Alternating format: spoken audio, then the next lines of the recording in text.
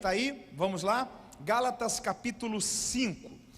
Eu quero ler com você a partir do versículo 13. Gálatas 5, a partir do versículo 13.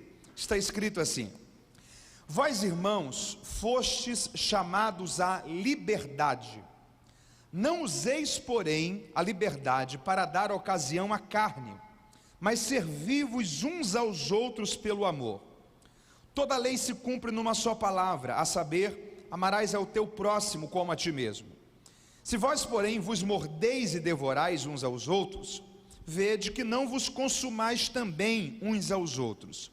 Digo, porém, andai no Espírito, e não satisfazeis a concupiscência da carne.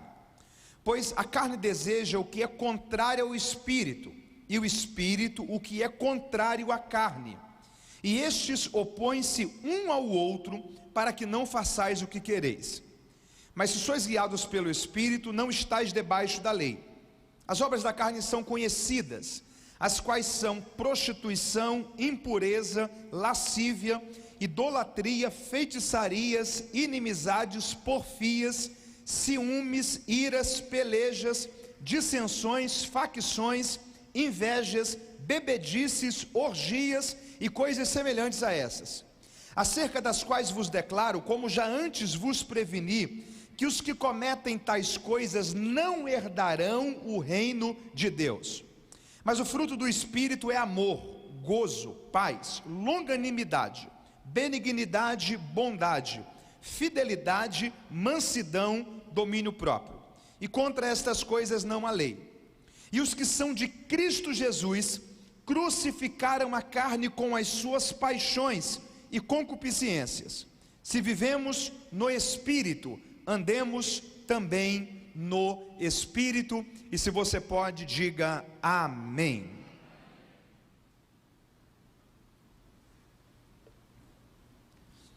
Quem está com a atenção voltada para essa palavra, diga graças a Deus. Paulo começa aqui nos dando uma boa notícia. Que notícia é essa? Nós não somos mais escravos, somos livres. Você pode dar um glória a Deus aí por isso? Outrora, nós vivíamos no que Paulo chama da escravidão do pecado. Você não tinha opção, era domínio. A vida era regida pelo pecado, era escravizada pelo pecado. Só que em Cristo você foi feito filho de Deus, e porque hoje você é filho de Deus, você é livre. Paulo está dizendo, nós fomos chamados à liberdade, desfrutamos hoje da liberdade, mas ele está nos dando uma orientação. Que orientação é essa? Não use a liberdade que hoje você tem para dar vazão à sua carne. Em outras palavras, num português bem direto, o que Paulo está dizendo é o seguinte, antes você pecava porque você era escravo, você estava sob o domínio do pecado. Hoje você não é mais escravo, você é filho de Deus, você é livre. Então quando você peca hoje é porque você consente em pecar, é porque você escolhe pecar, é porque você decide pecar, porque escravo você não é mais. Você está entendendo isso? Nós fomos chamados à liberdade em Cristo. Não use a liberdade que você tem para a concupiscência da carne, mas use a liberdade que você tem para uma vida cheia do Espírito, fluindo no Espírito, com a presença do Espírito de Deus regendo você, governando você, ditando os seus passos, sendo a força diretiva para a sua vida. Use a liberdade que você tem para decidir usar e viver uma vida para Deus. Depois que ele fala sobre a liberdade, ele chama a atenção da gente para duas coisas. São como dois termômetros. O que ele está dizendo é o seguinte: como que eu faço para me entender se eu estou usando a minha liberdade de forma boa ou ruim? A palavra de Deus está dizendo, analise duas coisas. Em primeiro lugar, obras da carne. Em segundo lugar, fruto do Espírito. Paulo dá aí para a gente duas relações, obras da carne e fruto do Espírito. Na prática, isso daqui é o seguinte: eu sou livre, tenho liberdade porque Cristo me fez filho de Deus, não sou mais escravo. Quando eu uso a minha liberdade de forma positiva, a consequência é que eu vejo o fruto do Espírito e todas essas características presentes na minha vida. Mas quando eu uso essa liberdade de forma negativa, a minha vida é dominada pela carne e a consequência é que as obras da carne passam a ser manifestas. Que obras são essas? Paulo fala sobre elas aí a partir do versículo 19. Ele organiza isso daí em alguns blocos, você percebeu? Primeiro bloco ele coloca problemas da área moral em relação à sexualidade. Ele fala sobre prostituição, impureza e lascívia. Segundo bloco ele coloca sobre problemas da carne em relação à religião. Olha isso daqui. A religião que foi feita para ser algo tão puro, para a glória de Deus, a ideia de religar, de ligar o homem de volta a Deus, o efeito, o poder da carne e do pecado, teve o poder de deturpar, de corromper a religião, e criou a idolatria e a feitiçaria. O que mais me assusta é que a maioria das obras da carne, elas não estão relacionadas à forma como eu me relaciono com Deus, mas à forma como eu me relaciono com o próximo. Olha isso daí, Paulo fala sobre inimizades, porfias, ciúmes, iras, pelejas, dissensões que são divisões, facções que são divisões, invejas, bebedices, aí ele trabalha já, bebedices e orgias, concluindo a sua listagem. Você percebeu que Paulo começou depois que falou sobre a liberdade, dizendo que na verdade toda a lei, todo o propósito de Deus para a vida do homem, se resume na ideia de amar ao próximo, de tratar o próximo com amor, com dignidade. E a grande maioria das obras da carne, elas interferem logo nesse relacionamento que você tem com o seu irmão, com o seu próximo, com o seu vizinho, com a pessoa que trabalha com você, para as pessoas da sua família. A forma como nós tratamos o outro, às vezes é um indicativo se a nossa vida está cheia do Espírito ou vazia dele. A grande maioria das obras da carne, elas estão manifestas em relacionamento e em tratamento. Aí depois ele fala sobre o fruto do Espírito, e ele dá algumas características extraordinárias. Ele fala sobre amor, gozo, paz, longanimidade, benignidade, bondade, fidelidade, mansidão e domínio próprio. Primeira característica que ele manifesta aí é amor. Você pode repetir comigo? Diga amor. O termo amor aqui é a ideia de ágape, é amar segundo Deus, é amar como Deus ama, é revelar e manifestar o amor de Deus para com as pessoas. Tem uma história interessante de uma missionária que estava socorrendo um leproso. Passou um homem e disse assim, ó, por dinheiro nenhum no mundo eu teria coragem de fazer isso daí que a senhora está fazendo. E ela olhou para ele e disse, para te ser muito sincero, por dinheiro nenhum no mundo eu também teria coragem de fazer isso daqui não. Isso daqui não tem a ver com o quanto que eu recebo ou não recebo para fazer. Isso daqui tem a ver com o amor de Deus que está gerado dentro de mim. Você está entendendo isso? Porque esse fruto do Espírito é a natureza de Deus, é o amor de Deus, é o próprio Cristo sendo revelado em você. É amar como Deus ama, é ouvir como Deus ouve, é se compadecer como Cristo se compadeceria se ele estivesse no seu lugar. A propósito, deixa eu falar uma coisa aqui. Quem aqui é corpo de Cristo? Faz assim com a sua mão. Isso é uma maravilha. Biblicamente falando, Cristo é o cabeça e nós somos o quê? Membros. Cristo é o cabeça e nós somos o quê? Membros. Juntos nós formamos um corpo. Duas coisas que temos que entender aqui. Em primeiro lugar, a unidade do corpo. Esse dedo aqui, ele é um membro do meu corpo, sim ou não? Se eu cortá-lo, meu corpo consegue sobreviver sem ele? Consegue. Ele consegue sobreviver sem o meu corpo? Não. Ele só tem vida se ele estiver ligado ao corpo. No corpo de Cristo, sozinho, eu não sou corpo, eu sou membro do corpo. Quando você encontrar uma pessoa dizendo que pode ser crente sem igreja, sem pastor, sem estar ligado a nenhuma comunidade de fé, biblicamente é um membro fora do corpo. Hora ou outra vai morrer espiritualmente. Você precisa estar ligado ao corpo de Cristo, para que o sangue de Cristo flua em você, para que a vida de Cristo aconteça em você, para que o poder da comunidade de fé esteja sendo vivenciado na sua vida. Unidade, corpo de Cristo. Só que há uma segunda perspectiva aqui que eu acho muito interessante. Teologicamente falando, nesse corpo, cabeça está onde? No céu, ok? Cristo foi ascendido aos céus, enviou o seu Espírito. E dentro dessa anatomia do corpo, o que ficou na terra? o corpo, porque o cabeça está no céu. Quem é o corpo? Somos nós. Sabe o que isso significa dizer? Quando você chega em um lugar, quando você entra em um ambiente, quando você está falando com alguém, a sociedade espera que seja Jesus ali. Quando você entra no seu ambiente de trabalho, é Jesus entrando ali. Talvez a gente precise ter a percepção de qual parte do corpo de Cristo que eu preciso ser para aquela pessoa, ok. Porque talvez alguém vai precisar que você seja os ouvidos de Cristo, para que ela possa abrir o seu coração, compartilhar as suas dores e pedir ajuda. Mas talvez o momento vai exigir que você seja a boca de Cristo, com uma palavra de direção, de entendimento, de restauração e de esperança. Talvez você vai precisar ser as mãos de Cristo que sustentam, que resgatam, que traz para perto. Mas deixa eu lhe falar uma coisa: não deixe nada roubar de você a importância de ser corpo de Cristo na terra, porque a sociedade espera ver Jesus em você. Você é a continuidade de Jesus na terra.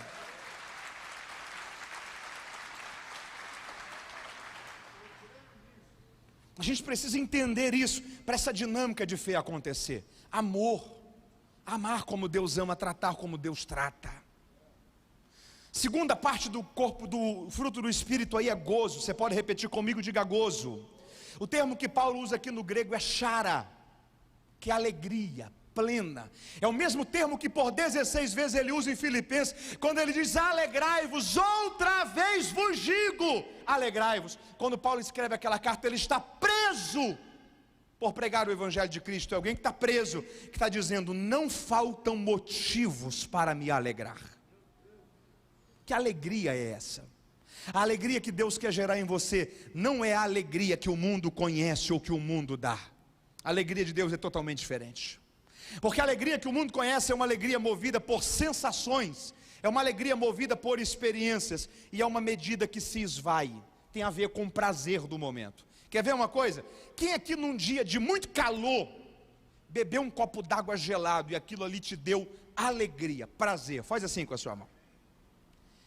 Quem, porque o primeiro copo de água foi muito bom, quis beber o segundo? Faz assim. Quem foi que bebeu o segundo e não sentiu a mesma alegria no segundo que no primeiro? Faz assim. Você sabe por quê? Porque a alegria que a gente conhece nessa vida é uma medida que se esvai. Tem a ver com uma notícia que você recebe. Seu time de futebol que faz um gol, 2 minutos depois sofre a virada, você fica triste. Porque o que a gente entende sobre a alegria é o que vem de fora para dentro. O que a gente entende por alegria são sensações. A alegria, segundo Deus, não tem a ver com sensações, tem a ver com paz de espírito, com estado de coração e de mente. O conceito de Jesus sobre a alegria era totalmente oposto do nosso. Um dia ele falou sobre as bem-aventuranças, Macários, bem-aventurado, feliz é. E se a gente chegasse para Jesus e dissesse: Senhor, nos dê o perfil do que é ser feliz para o Senhor, ele ia falar: ok, bem-aventurado para mim é quem sofre por causa do meu nome. Bem-aventurado para mim é quem é perseguido. Misericordioso, para mim gente feliz é gente que chora. A gente olhar e dizer: Senhor, mas não bate com a característica do que a gente entende sobre a alegria. Ele ia dizer: é isso mesmo, porque a alegria que eu quero gerar em você não é a alegria que o mundo gera. A alegria que eu quero construir na sua vida não é a alegria que o mundo proporciona. A alegria que Deus quer gerar em nós é paz de espírito, é estar bem resolvida aqui dentro, é chara, é gozo, é o fruto do Espírito sendo gerado em você. Uma coisa é você encontrar uma pessoa feliz que passa por momentos de tristeza. Outra coisa é uma pessoa que tem uma vida triste, que de vez em quando tem um momento de alegria. Não tem a ver com o que acontece do lado de fora, tem a ver com o que está bem resolvido aqui do lado de dentro. Gozo, chara. Fruto do Espírito é amor, é gozo, é paz, longanimidade, que é paciência. Aí ele fala sobre 2 coisas, diga comigo: benignidade e bondade. Parecem ser a mesma coisa, mas não são. Benignidade é a intenção de fazer o bem, bondade é a prática de fazer o bem. Bondade é fazer o bem Benignidade é ter um coração bom. Deus está falando aqui sobre intenção e sobre ação.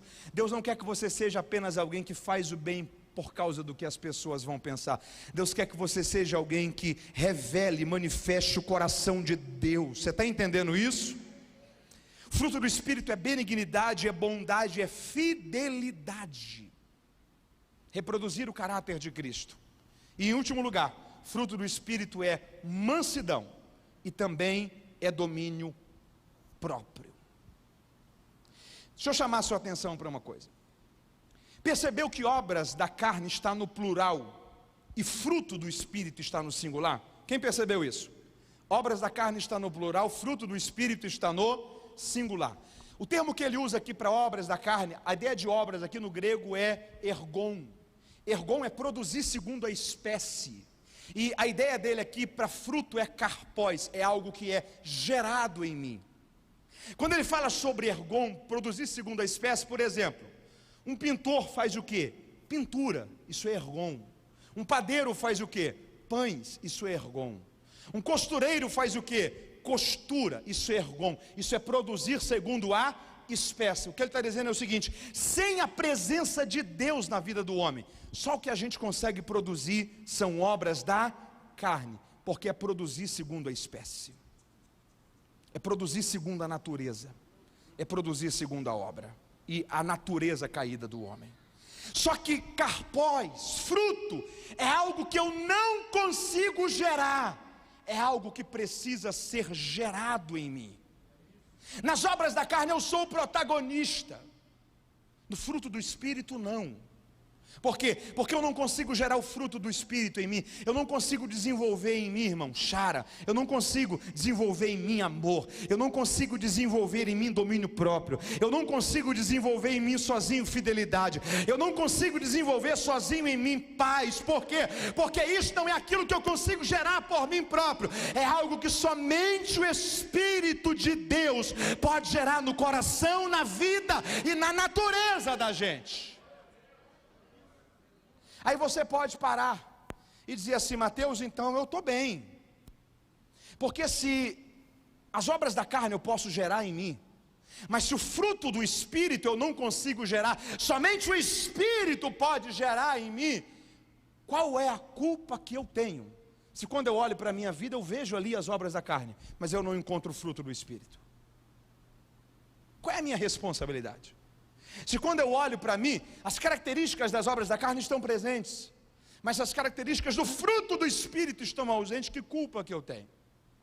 É por isso que Paulo começou falando sobre liberdade, porque Paulo está dizendo o seguinte: aqui você era escravo, Cristo te alcançou e te fez filho, te fez livre. Hoje você tem liberdade, você tem o quê? Você tem o quê? Agora, se você usa a sua liberdade para viver uma vida para a carne, o que você vai produzir em você? As obras da carne. Mas se você usa a sua liberdade para andar e viver uma vida no Espírito, viver para o Espírito vai te fazer ser cheio do Espírito.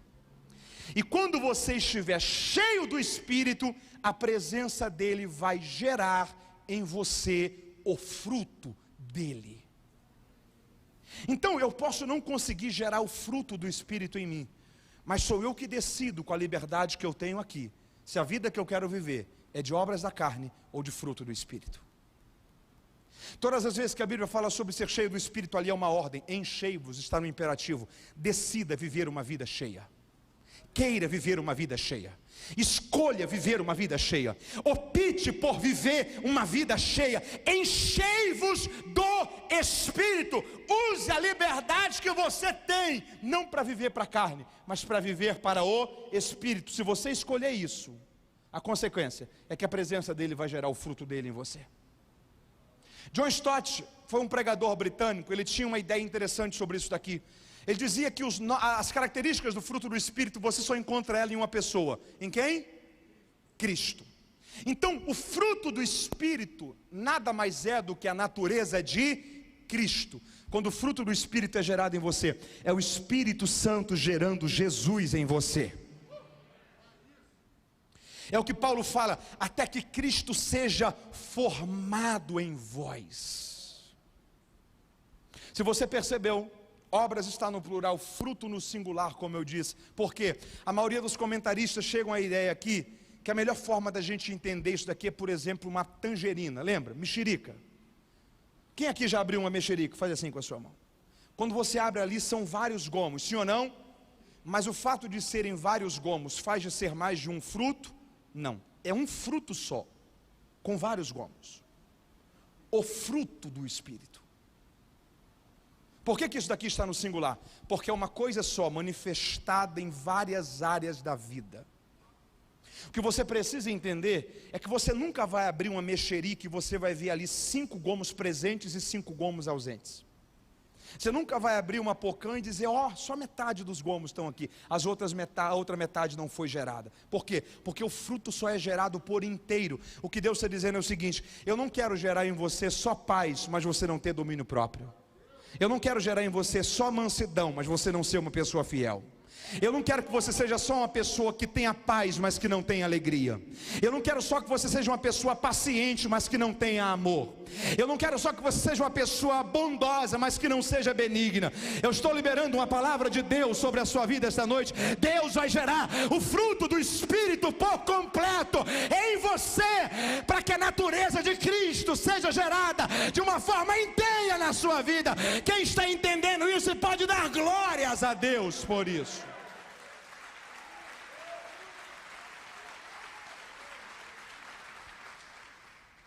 É o fruto sendo gerado por inteiro, é Cristo sendo gerado por inteiro.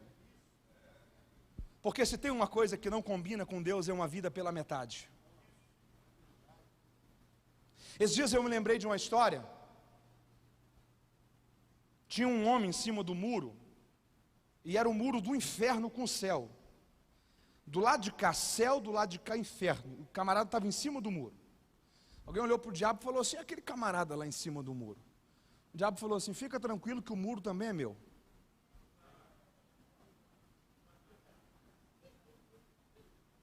A gente precisa entender que vida cristã não é algo pela metade, é algo por inteiro.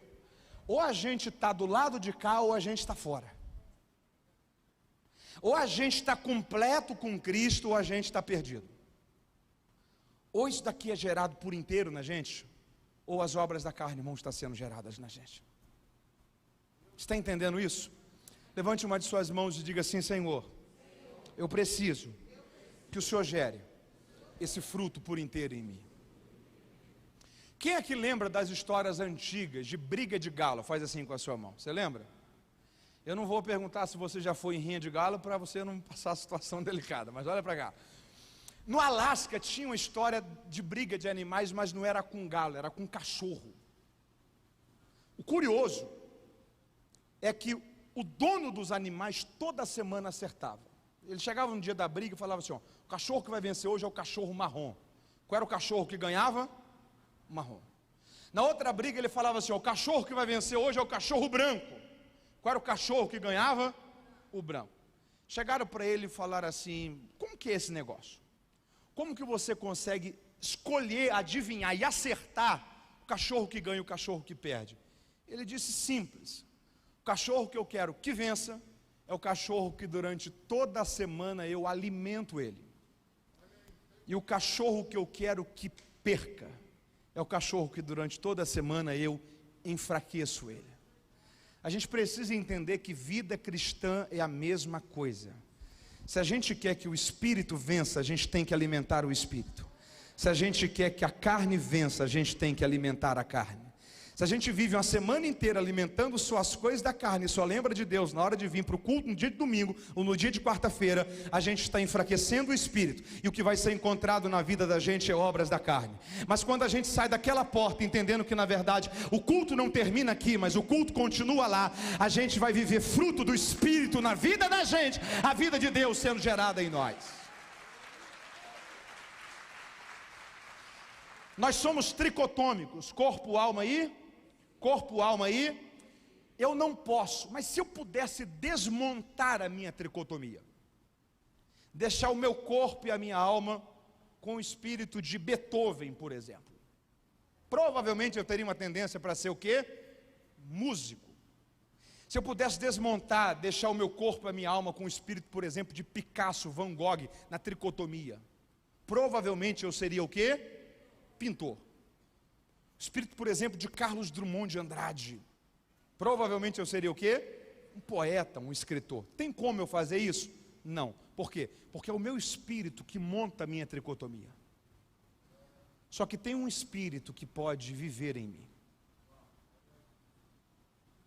O Espírito Santo de Deus. Tem um espírito que pode viver em você. O Espírito Santo de Deus. O que a gente precisa perguntar é o seguinte: as nossas atitudes, elas estão mostrando que o Espírito Santo tem estado presente ou ausente na vida da gente? Quem é que você está escolhendo alimentar? Deixa eu te mostrar uma coisa aqui. Você está com a sua Bíblia aí? Diga amém. Abra aí comigo Juízes. Juízes 4. Eu estou te falando sobre a guerra que há entre a carne e o espírito. A guerra que há entre a carne e o...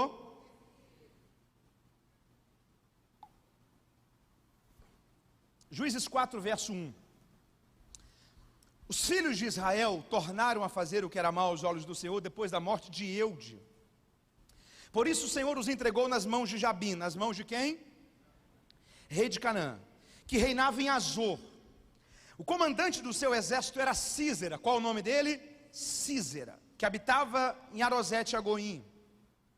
Então os filhos de Israel clamaram ao Senhor, porque Jabim tinha 900 carros de ferro, e por 20 anos oprimia duramente os filhos de Israel.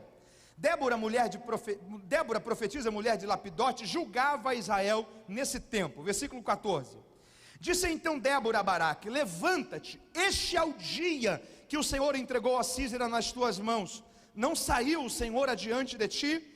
Assim Baraque desceu do monte Tabor, e com ele 10.000 homens. O Senhor derrotou a Císera, a todos os seus carros, a todo o seu exército, ao fio da espada, diante de Baraque. E Císera saltou do carro e fugiu a pé. Mas Baraque perseguiu os carros e o exército até Arosete-Agoim, e todo o exército de Císera caiu ao fio da espada, até não ficar nenhum sequer. Versículo 17. Porém Císera fugiu a pé para a tenda de Jael, mulher de Eber-Queneu, porque havia paz entre Jabim, rei de Azor, e a casa de Eber-Queneu.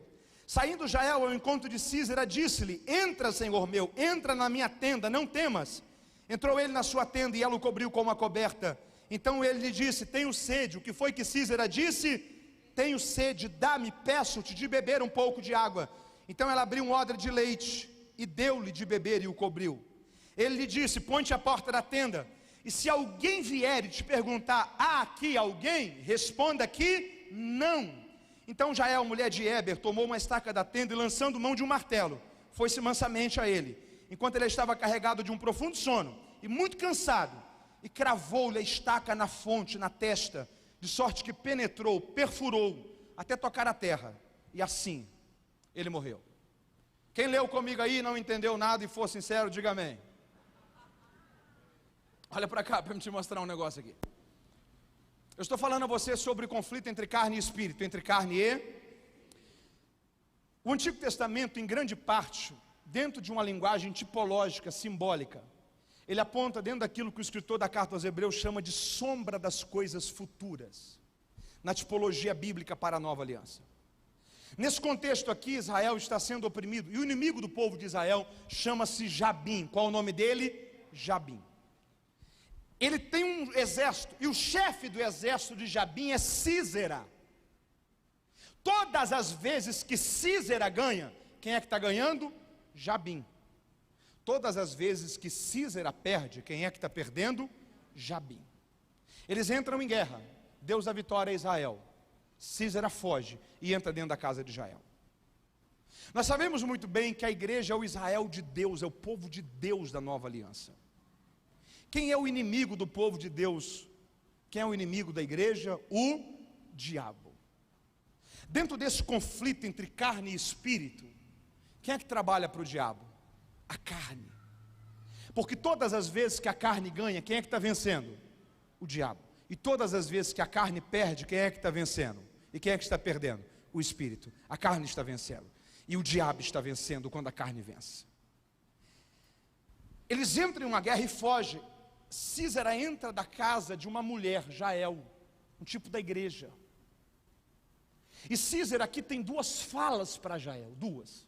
A primeira fala de Císera é: tenho sede, tenho, porque se tem uma coisa que a carne sempre vai ter é sede. E o grande problema é que a carne da sede, ela é insaciável, ela não se acostuma com a mesma medida. Se você está acostumado a ceder a sua carne, amanhã ela vai te pedir uma medida maior, depois da manhã ela vai pedir uma medida maior, porque se tem uma coisa que a carne tem, é sede, e a sede da carne é insaciável. Tenho sede.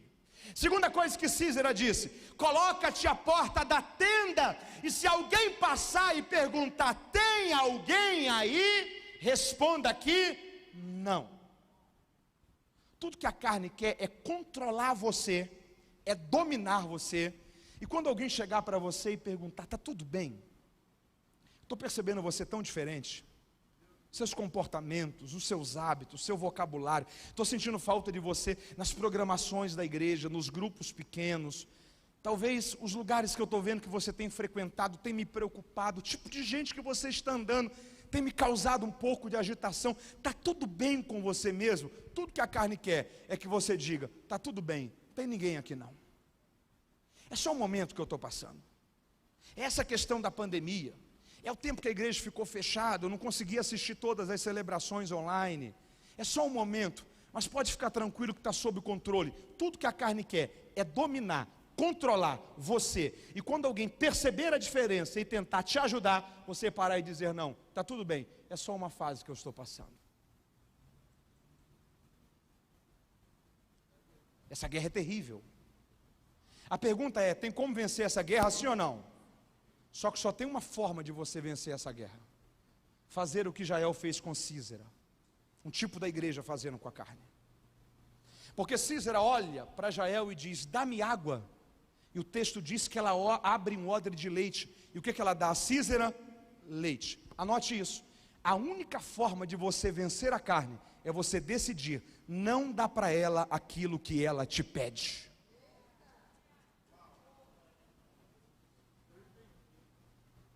Se você está acostumado a saciar a sede da sua carne, todas as vezes que ela te pede, você dá, ela vai ser fortalecida e o espírito vai ser limitado. Ela vai ser fortalecida e o espírito vai ser colocado de lado. E o resultado é que na sua vida as obras da carne vão se manifestar e o fruto do espírito vai entrar em extinção. Só que a questão não é só você não dar para a carne o que ela te pede. A questão é você dar para ela aquilo que ela não quer. Porque quando você dá para ela aquilo que ela não quer, a consequência é que você adormece ela, você vence ela. Da mesma forma que dá para Císera o que ele não queria, o fez adormecer, e aquilo fez ela alcançar a vitória sobre ele. Decidir viver uma vida para alimentar o seu espírito e não alimentar a sua carne, vai fazer você alcançar vitória sobre a sua carne, para que o nome do Senhor Jesus Cristo seja glorificado sobre a sua vida. Eu estou concluindo aqui, mas eu preciso falar uma coisa. O que a gente precisa entender é que a vida cristã, e principalmente a santificação, é um processo. Você pode repetir isso comigo? Diga: a santificação é um processo. E o processo da santificação é você dizer não para a carne, não para o pecado. Isso é fácil? Não. É da noite para o dia que você alcança? Não. Isso é um processo. Se você está acostumado a dizer sim para a sua carne, amanhã ela vai te procurar de novo. Se você dizer não e clamar o sangue de Jesus e dizer: Senhor, eu não quero usar a minha liberdade para viver para a carne, eu não quero usar a condição que eu tenho hoje, eu sou filho, eu não sou mais escravo, eu não quero usar, Senhor, a condição que eu de filho que eu tenho e que eu sou, para continuar a viver a vida que eu vivia quando era escravo, para continuar a cometer os erros que eu cometia quando era escravo. Há poder no teu sangue, há poder no teu sangue, há poder no seu sangue. Se você dá para a sua carne o que ela não quer, você fortalece o seu espírito, dia após dia ela será vencida.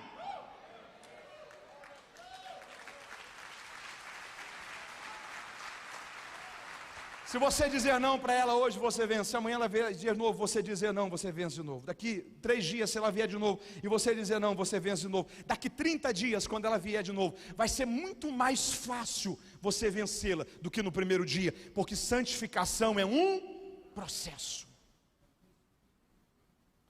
Deus chegou para Abraão e Deus disse: Abraão, ande na minha presença e ser perfeito.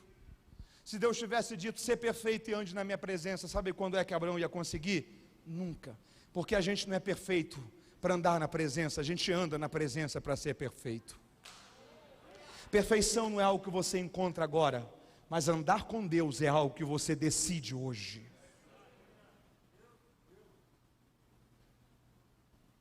Eu concluo dizendo uma coisa a você: ande na minha presença e ser perfeito, ande na minha presença e ser, vamos ser sinceros, perfeição é possível, sim ou não?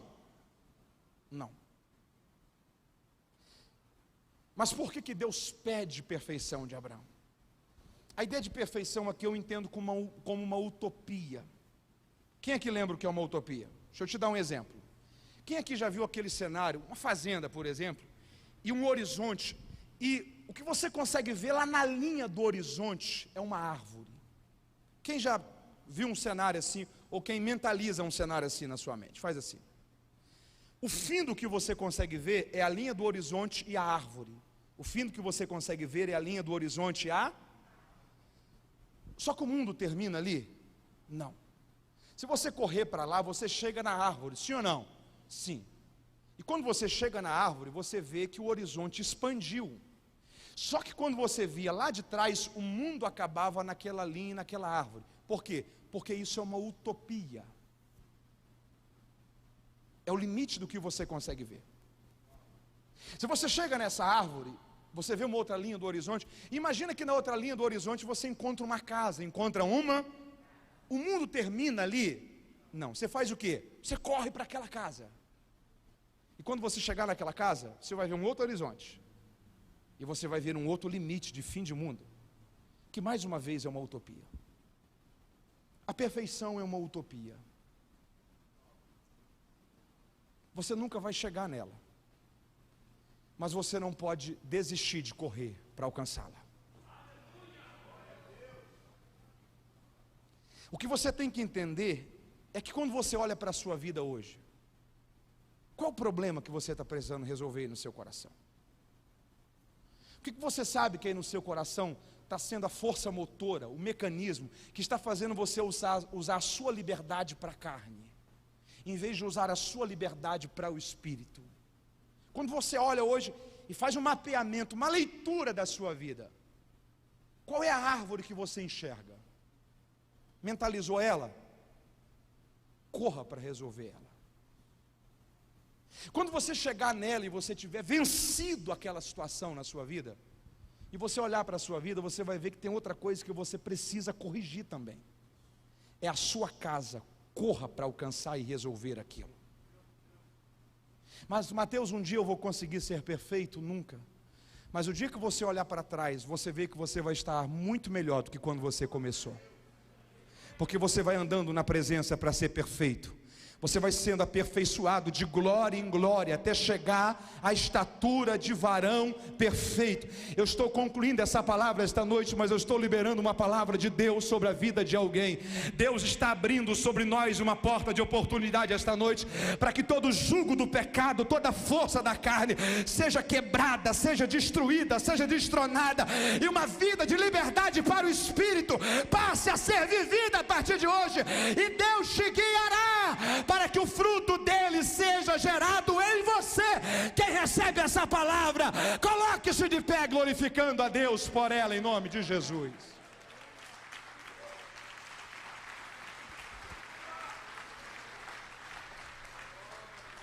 Se vivemos no Espírito, andemos também no Espírito. Ambos militam um contra o outro. Mas o convite de Deus para a gente essa noite é: lembre-se que você é filho, e que você não é mais obrigado a pecar. Lembre-se que você não é mais escravo, você não é mais obrigado a pecar. Você peca porque você escolhe. Você peca porque você não luta contra. Você peca porque você decide, consente em fazer aquilo. Você não é escravo, você é filho. Você foi chamado à liberdade. Você está entendendo? Você que está me ouvindo através dessa transmissão, você é filho de Deus. Você é filha de Deus. Você é livre. Não useis, porém, a liberdade que você tem para a concupiscência da carne, mas decida usar essa liberdade para viver no Espírito, para o Espírito.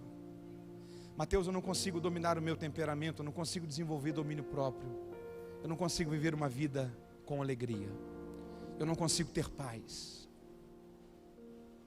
A paz e a alegria que Deus quer gerar em você não é o que acontece de fora que influencia dentro, é o que é gerado dentro que transforma por fora. Não tem a ver com a ideia de termômetro, tem a ver com a ideia de termostato. O termômetro você coloca sobre uma parte que está com a temperatura diferente e ele absorve. O termostato, por exemplo, que é o equipamento e a força que funciona em freezer, geladeiras, refrigeradores. Independente da temperatura que está, ele influencia. Ele altera, ele governa. Deus quer gerar em você não algo que vem de fora e compromete dentro, mas é algo que é gerado dentro e influencia por fora. É você conseguir ter paz em meio às tormentas da vida. Eu sei que você não consegue gerar isso, eu também não consigo. Isso é fruto do Espírito. Mas você pode escolher viver uma vida para quem gera, com a liberdade que você tem em Cristo Jesus, porque você é filho. Você entende essa palavra? Coloque a sua mão no seu coração. Esse momento é muito pessoal seu com Deus, muito pessoal. Talvez enquanto eu estava falando sobre a utopia da perfeição, você enxergou algumas árvores, algumas casas. Sua corrida começa agora.